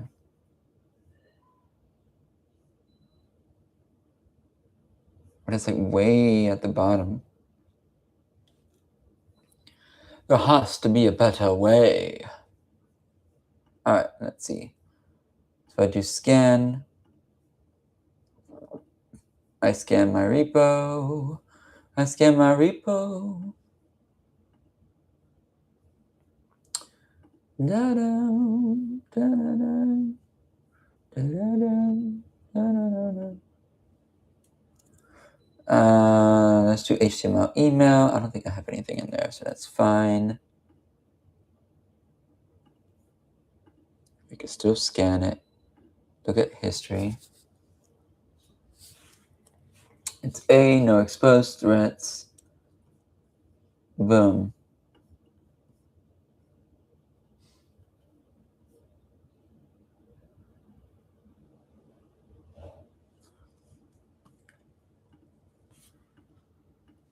I want to say, I feel like I have to scroll down a lot. I feel like I have to scroll down a lot to see my results.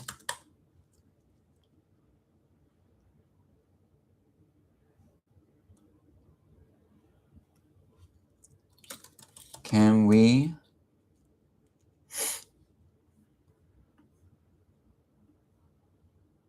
No, I have to scroll down a lot to see the sign up CTA.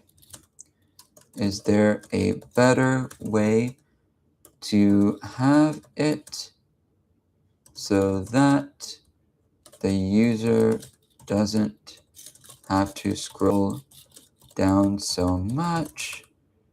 Maybe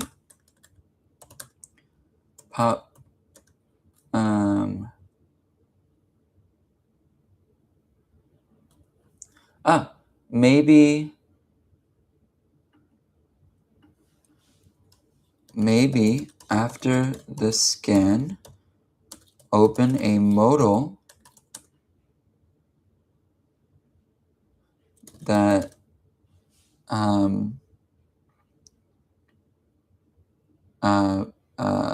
advertises to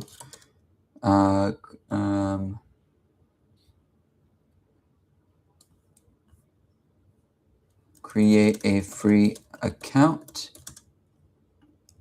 Oops. To see results and save historical scans. Then below it, a small button that just says, no thanks, I just want to see my results. This way, we get more signups, but it doesn't gate the results behind auth. What do you think? So that's a really clever way of doing it, right? So you don't want to really gate results behind auth if it's not that big of a deal, right? But if you're trying to encourage signups, whenever somebody wants to receive data from you, what you can do is say, like when they scan it or whatever, it pops up and it says, hey, we have your scan. It looks like no threads are exposed, or you have this amount of exposed. See my results, and it has see my results by creating a free account and saving them to history, right? It gives you the benefits. Or you can say, no thanks, just show me my results, and it closes the modal and it shows them the results. So in your end user's mind, they think that, oh, they have to create an account to see the results. And a lot of people will just do that because it's free. But some people, right, they don't want to create accounts, but they'll see that, no thanks, just show me my results, and it'll show them the results while also pitching them the free account at the bottom as well again. So that's the idea here.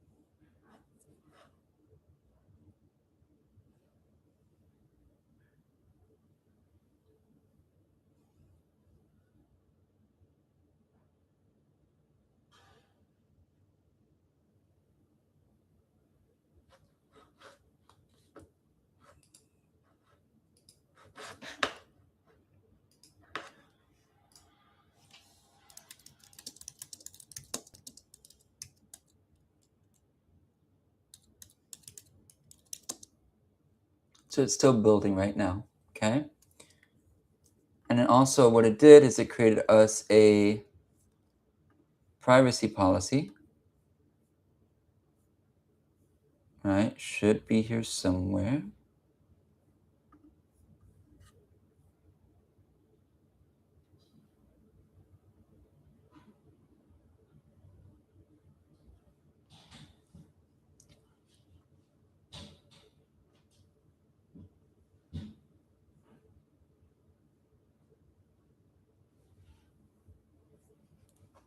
All right, so it's still working. It's working through all the things we're asking it to do.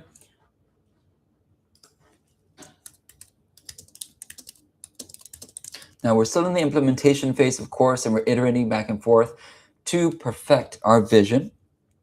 And once we're happy, we're going to deploy, get it set up, so that way everybody can now take advantage of this tool that we built.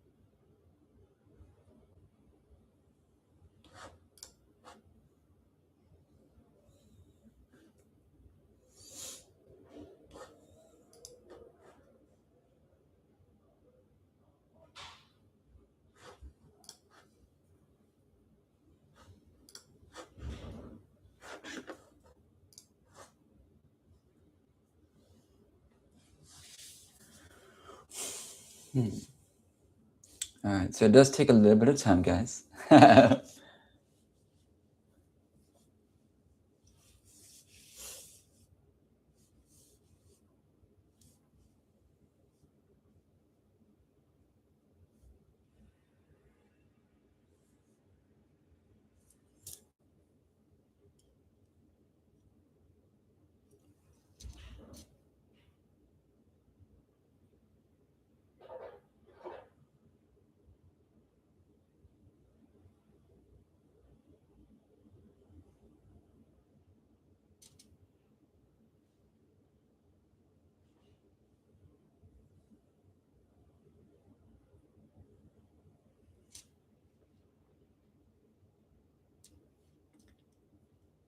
All right, re-sign in.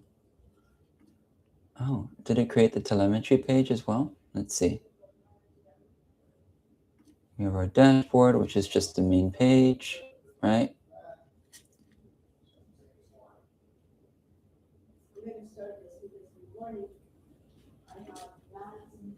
We have scans, we have history. All right, so we're just waiting. We're missing telemetry here. Okay.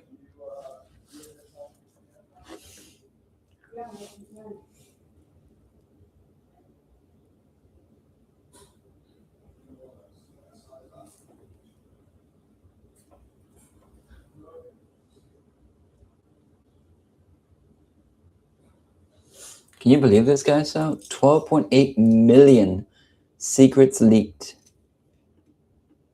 That's absolutely insane.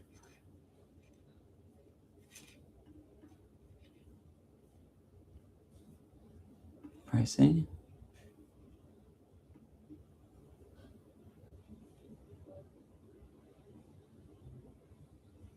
Internal secrets monitoring. Look at that. So it's doing the same thing that this app is doing, but for free. Let's see here.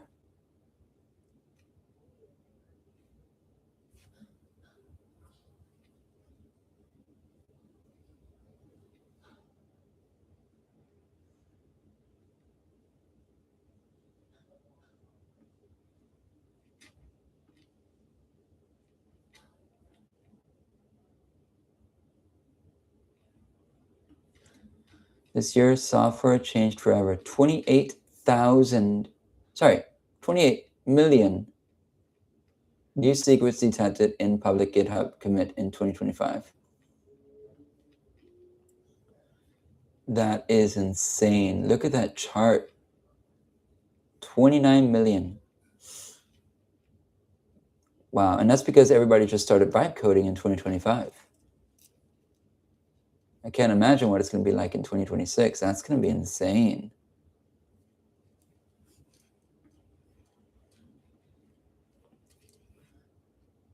Wow, wow, wow, wow, wow. Okay.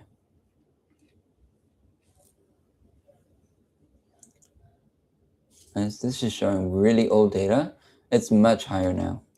I'm going to go ahead and make sure that it does show the most accurate data. So it's 2026, so the current year, right? So current year minus 1. And then compare it to the previous year, right? That might be a good call.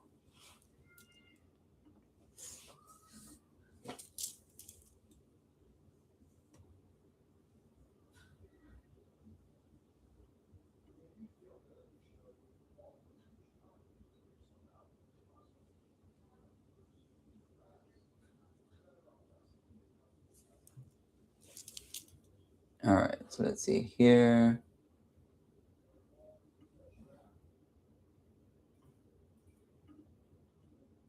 We are waiting for all this to go.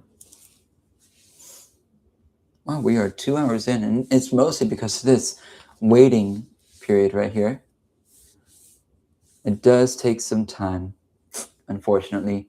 When you're building, right, it's not easy, boom, boom, boom, boom, boom, right? It's going to take a little bit of time for it to go through everything. Because I do have it on high, which is not even the fastest. Which is not even the most effort. So, but we shouldn't skip any steps here, right?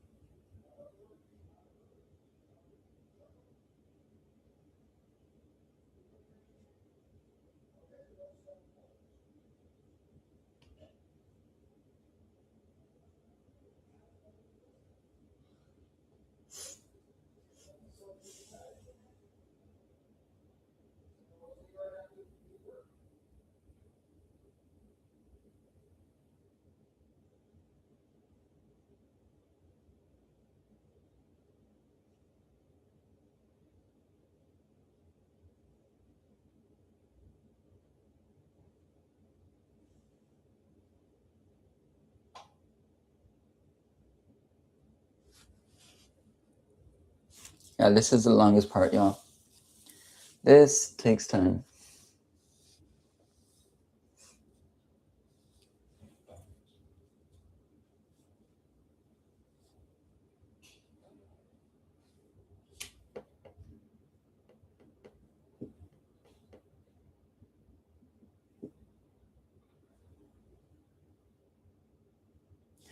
But yeah, right now we pretty much have a functioning app, right? What we're doing right now is scaling it, right? So let's test this out here. So if I sign out and I scan my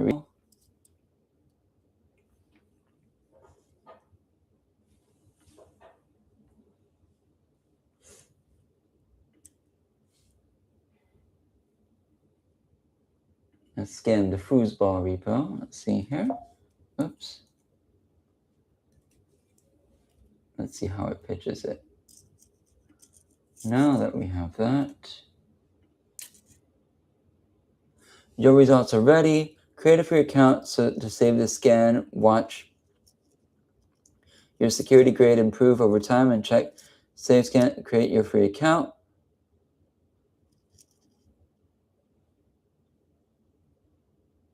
Nothing's. Just show me my results, and that takes you to the sign in with Google page. Okay, that is pretty decent. And if I say no thanks, just show me that. Boom. Okay, so perfect.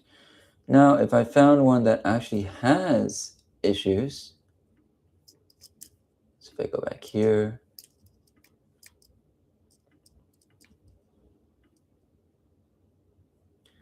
this guy has some issues, right? So we're going to go ahead and scan.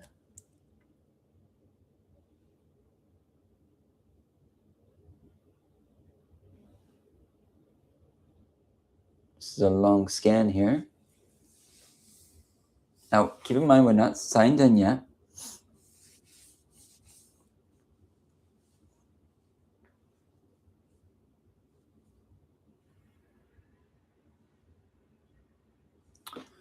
Oh, it did not scan only report the event. Yep. For exposed. Look at that. That's crazy. But why didn't it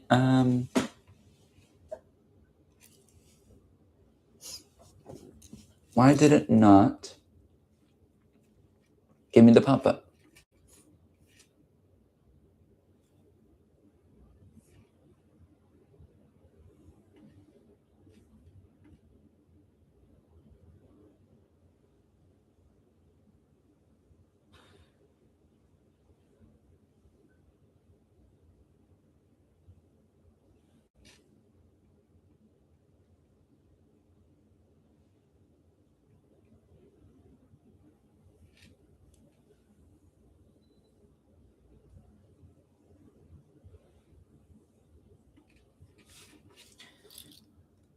I don't want if they don't have an account, I do not want their no thanks.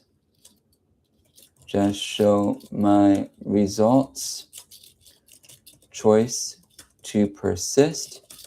I would like to have the modal pop up every scan. Now, for the scans that actually have issues, I want the copy to be even more convincing and mention X exposed, secrets found, and some copy around that to convince a sign up.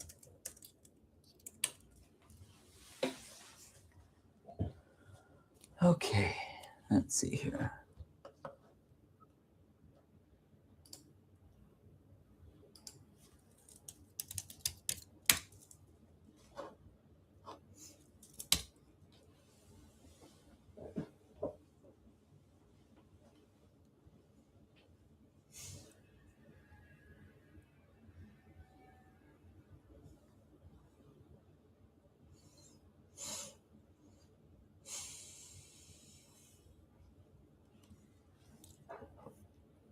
So right now it's creating our privacy and terms. Here we go.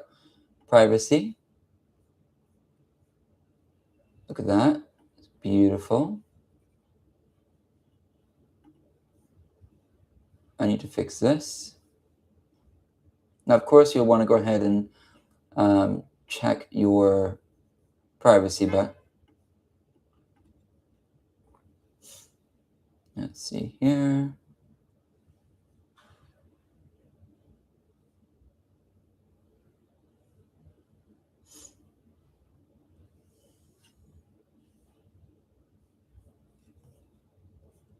Yeah, that looks nice there. Okay.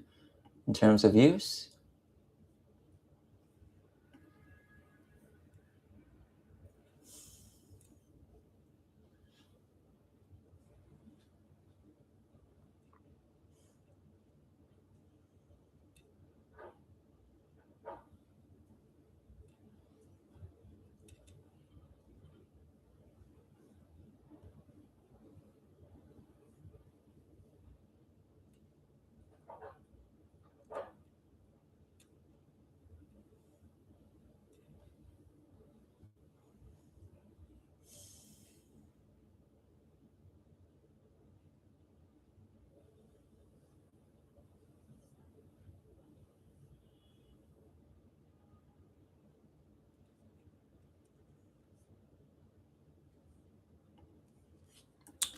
in addition to the terms,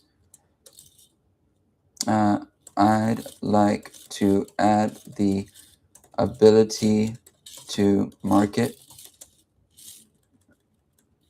remarket via email and other means to all users that create an account to support other products, product marketing made by managed marketing partners.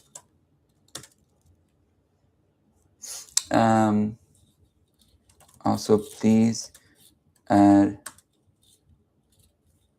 if not already there, we do not guarantee results and we are not responsible for any loss or otherwise.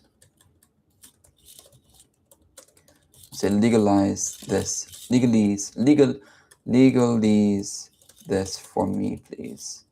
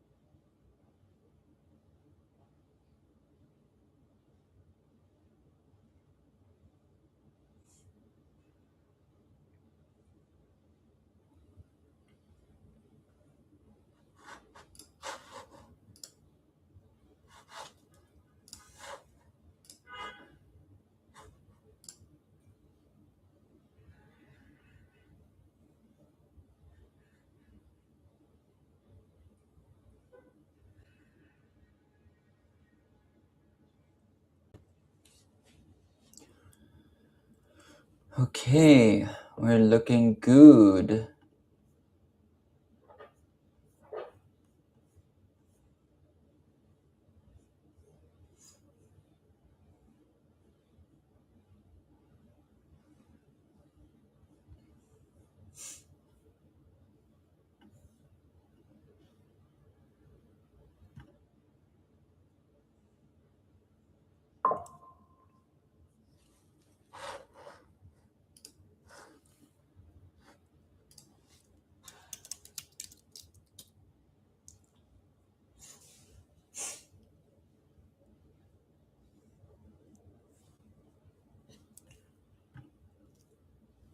Still working.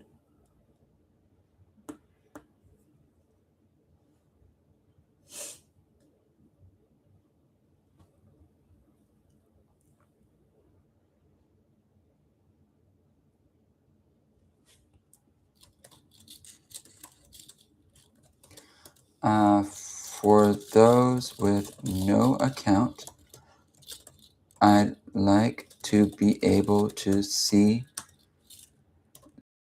IP address. So if I detect any abuse, I can ban that IP address in telemetry.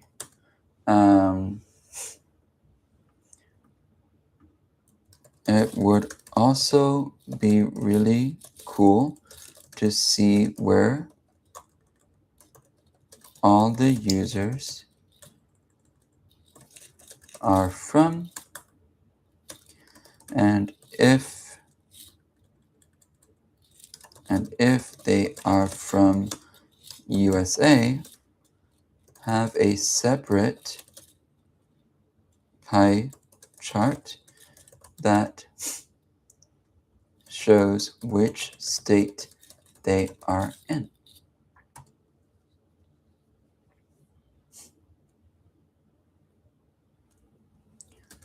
So we would have two pie charts, one for countries and one for state within USA, if applicable.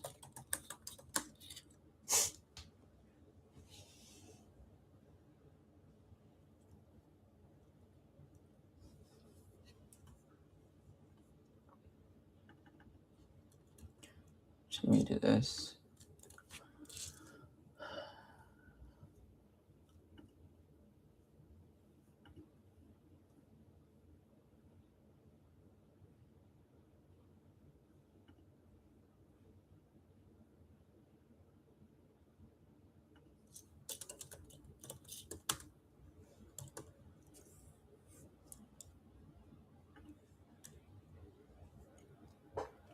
Okay.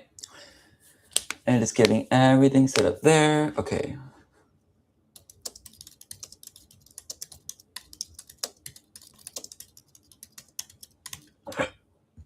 Okay, perfect. All right, guys, this is only 2 hours right now because we have been building live with